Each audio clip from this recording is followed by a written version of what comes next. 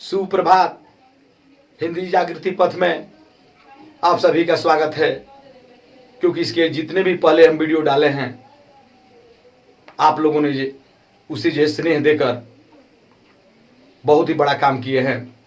तो मैं आज अलंकार का पार्ट 2 यानी शब्दालंकार, इसके पहले भाग में बताए थे, आज ये दूसरा भाग है। इसमें हम अर्थालंकार के परिभाषा और इसके जो है अंगों के विषय में बात कर रहा हूं। अर्थालंकार किसे कहते हैं? तो जहां अर्थों द्वारा चमत्कार उत्पन्न हो उसे अर्थालंकार कहते हैं। अब अर्थालंकार के भेद का जो है मैं बता रहा हूं विषय में। पहला इसका भेद है उपमा अलंकार। उपमा अलंकार किसे कहते हैं? जहां उपमेय में उपमान के साथ तुलना किया जाता है, समानता किया जाता है, वहां उपमा अलंकार होता है। और जैसे उदाहरण इसका है,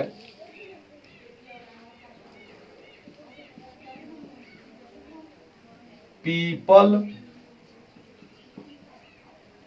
पात सरिसमन डोला। पीपल पात सरिसमन डोला, यहां मन का तुलना पीपल के पत्ते से किया जा रहा है, इसलिए यहां पर जो है उपमा अलंकार है। लेकिन आने वाले जितने भी परीक्षाएं हैं इसमें परिभाषा तो कम ही पूछता है, पहचानना पड़ता है कि ये कौन सा जो है अलंकार है। तो इसके लिए मैं एक ट्रिक बता रहा हूं। जिस अलंकार में माने जहां भी आपको सी सा सरिस और शे, इन 4 वाचकों में से जो भी आपको इस उदाहरण में दिखाई दे दे एक भी, तो आप समझ जाइएगा कि जो है उपमा अलंकार है। लेकिन उपमा अलंकार के भेद भी आता है। उपमा अलंकार भी 2 प्रकार का होता है। पहला पूर्णोपमा और दूसरा लुपोक्तमा।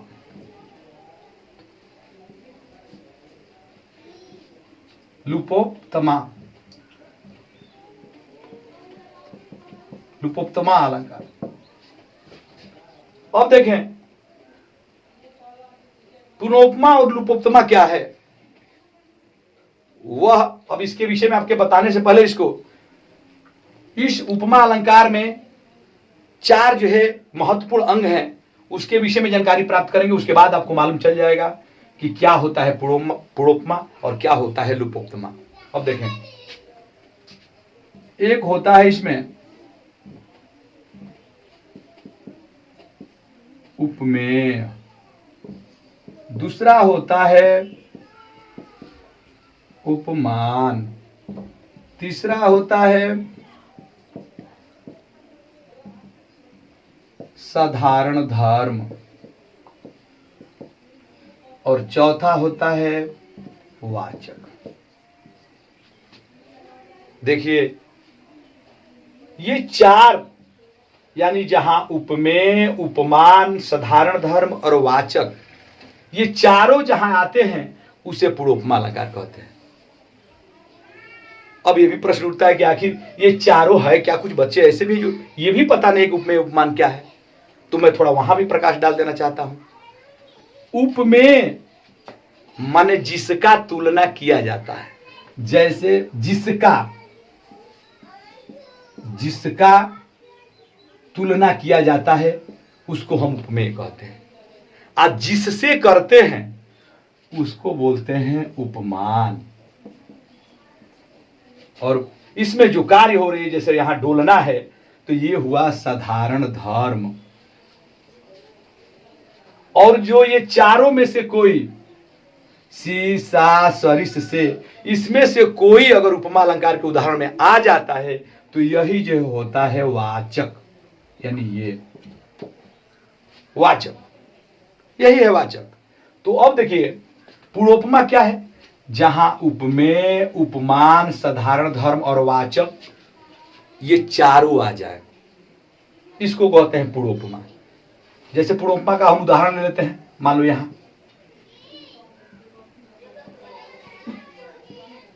मुख चंद्रमा सा सुंदर है।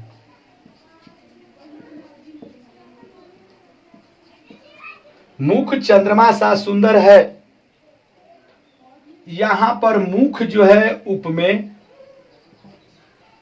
चंद्रमा जो है उपमान, सुंदर जो है साधारण धर्म और सा जो है वाचक है। यानी पूर्वोपमा अलंकार उसे कहते हैं जिसमें चारों भाग मौजूद हो। और लुपोक्तमा, लुपोक्तमा अलंकार उसे कहते हैं जहां इन चारों में से कोई ना कोई जो है लुप्त हो, गायब हो, उसको बोलते हैं लुपोक्तमा। जैसे यही हम मिटा देते हैं, इसी को उदाहरण ले लेते हैं। हम जो है मुख चंद्रमा सा सुंदर है, तो हम जो है क्या किए, सा मिटा दिए। मुख चंद्रमा सुंदर है, और नहीं तो मान लीजिए कि हम सा भी यहां रख ले, हम क्या कर दे, हम सुंदर मिटा दिए, यहां सुंदर को गायब कर दिए, तो हो गया मुख चंद्रमा सा है। यानी इसमें कौन सा जो है गायब हो गया, सुंदर। यानी साधारण धर्म नहीं है, इसमें तीन ही होते हैं, उपमेय, उपमान और वाचक, इसलिए ये हो गया लुपोक्तमा अलंकार का उदाहरण। तो ये तो आप पढ़े उपमा अलंकार, ट्रिक ना भूलिएगा।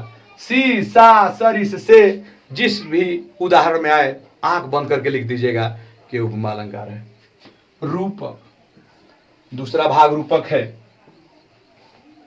रूपक अलंकार किसे कहते हैं, जहां उपमेय में उपमान के बीच समानता पाया जाए या तुलना किया जाए, उसको तो हम उपमा अलंकार कहते थे।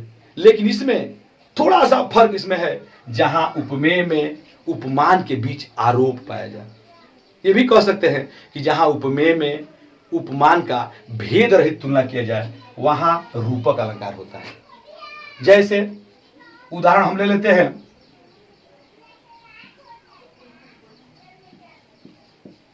चरण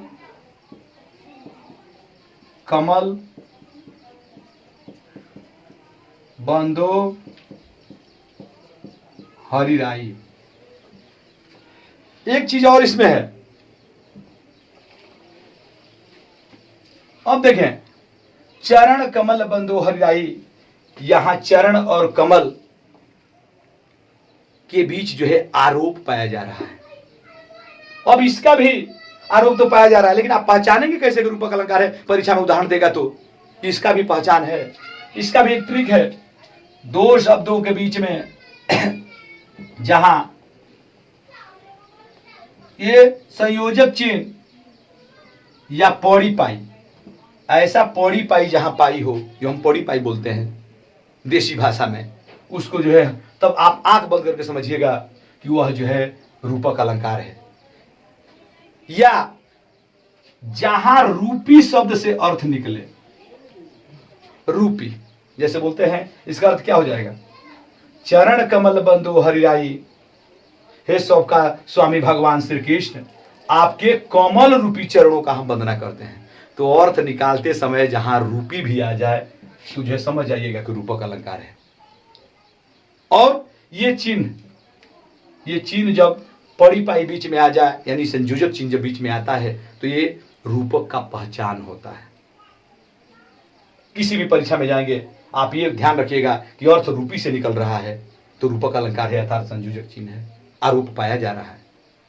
अब ये तो हो गया रूपक अलंकार। अगला है उत्प्रेक्षा अलंकार। तो मैं इसको जो है मिटा देना चाहता हूं यहां, और मैं उदाहरण बताता हूं। उत्प्रेक्षा अलंकार किसे कहते हैं, इसका परिभाषा जान लेते हैं। जहां उपमेय में उपमान के बीच संभावना पाई जाए। जैसे कह दे हम कि मनो नील मणि शैल पर आतप पड़ियो प्रभात, यहां संभावना है। कहा जाए तो ऐसे भी हम कह सकते हैं कि जहां उपमेय में उपमान के बीच संभावना पाई जाए और यह 4 शब्दों से प्रकट होता है। इसका उदाहरण ध्यान दीजिएगा, जन जानो, मनु मानो। ये 4 जो है वाचक चिन्ह जब आ जाए जहां कहीं भी, तो अब जो है देर करने की जरूरत नहीं है, निशाना लगा दीजिए कि उत्प्रेक्षा अलंकार है। जैसे हम उदाहरण देते हैं उत्प्रेक्षा का, मानो नीलमणि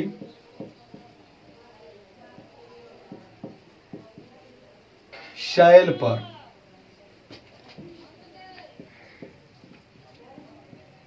आतप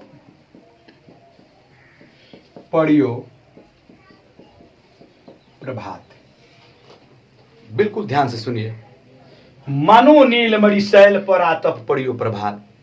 यहां पर आ गया है मानो। हम पहले बताए हैं कि जहां जन जानो मनु मानो आए वहां जो है उत्प्रेक्षा हो जाता है। तो मानो नीलमणि शैल पर आतप पड़ियो प्रभात। अब यहां इस दोहे में क्या है, उस समय का वर्णन है जब श्री कृष्ण अपने शरीर पे पीला रंग का वस्त्र पहनते हैं, उड़ते हैं, तो ऐसा प्रतीत होता है मानो नीलमणि पर्वत पर सूर्य की पीले किरणें ही पड़ गई हैं। संभावना व्यक्त किया जा रहा है यहाँ।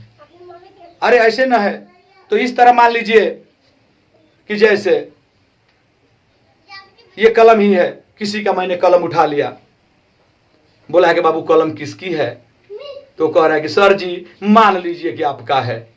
यानी मानने का अर्थ मेरी नहीं है, इसमें संभावना बन रहा है। सीधा सा उदाहरण है।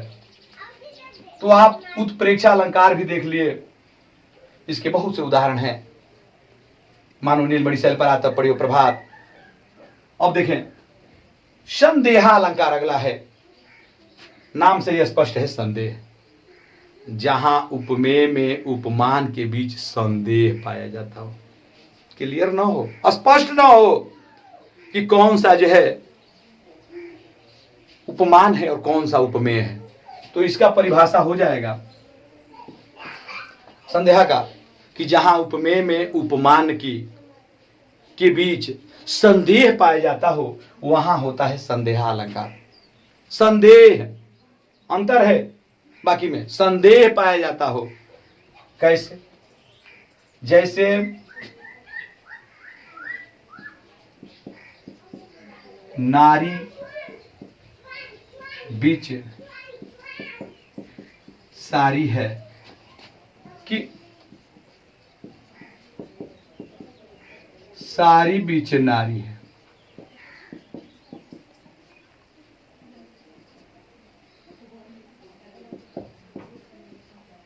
नारी ही की सारी है कि सारी ही की नारी है। ध्यान से देखें बच्चों, नारी बीच सारी है कि सारी बीच नारी है। यहां पर संदेह बन रहा है, नारी के बीच में साड़ी है कि साड़ी के बीच में नारी है। पूरा नारी साड़ी बन गई कि पूरा साड़ी नारी बन गई कि पूरा नारी साड़ी बन गई। यहां पर जो है संदेह बना हुआ है, इसलिए यहां पर जो है संदेहा अलंकार है। तो ये अर्थालंकार के 4 भेद आप पढ़े। अब इसके आगे आने वाले अलंकार को मैं अगले भाग में पढ़ाऊंगा। इसलिए अगर ये अलंकार आपको समझ में आया हो, पूरी तरह जो है आपको मालूम चला है कि कौन सा अलंकार कैसा है, तो मैं यही कहूंगा कि जरूर आप लोग मेरे इस चैनल को सब्सक्राइब करें, लाइक और कमेंट करें, तथा मुख्य चीज बेल आइकन की घंटी बजाना न भूलें। नहीं तो फिर हमारी आने वाली वीडियो की जानकारी आपको कैसे मिल सकती है। धन्यवाद।